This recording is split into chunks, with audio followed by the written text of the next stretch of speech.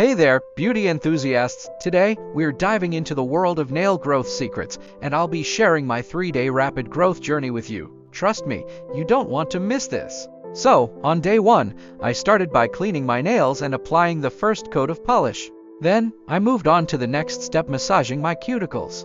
This is a game changer for promoting nail growth and keeping your nails looking sleek and healthy. Moving on to day 2, I prepped my nails for a fresh manicure by filing them down to shape and applying cuticle oil. I know it's not necessary for nail growth, but let's be honest, a flawless manicure always boosts our confidence, and that brings us to day 3. On this final day, I followed up with a final coat of polish and trimmed my hair slightly, and voila! Here are my nails after 3 days of rapid growth secrets. Isn't that amazing? These simple tips have helped me achieve longer nails in just 3 days. Give them a try and share your results with me.